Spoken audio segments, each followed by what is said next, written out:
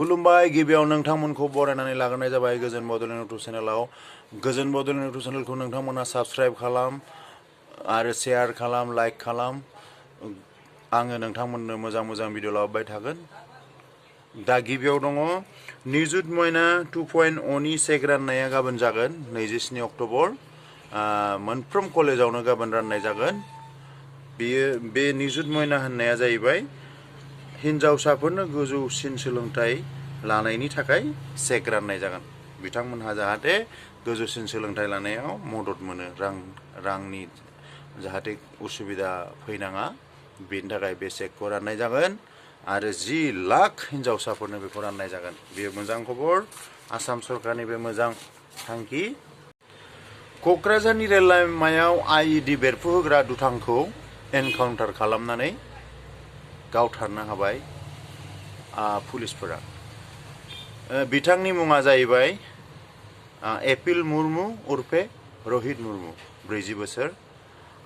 बिथाङा नास्ला उदखारि हान्जानि सेनाध्यक्षमोन।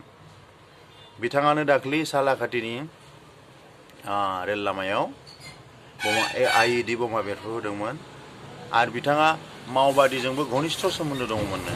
बे आसाम पुलिसनि मोजां साक्सेस।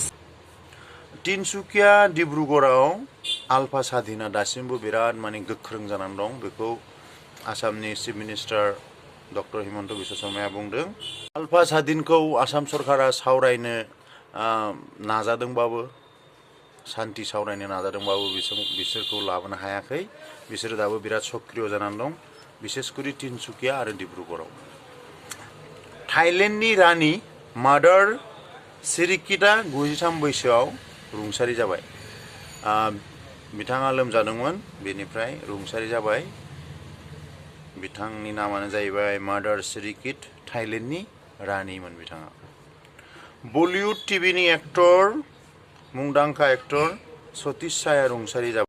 मध्य प्रदेशआव मोनसे दुखुनांथाव जाथाय जादों।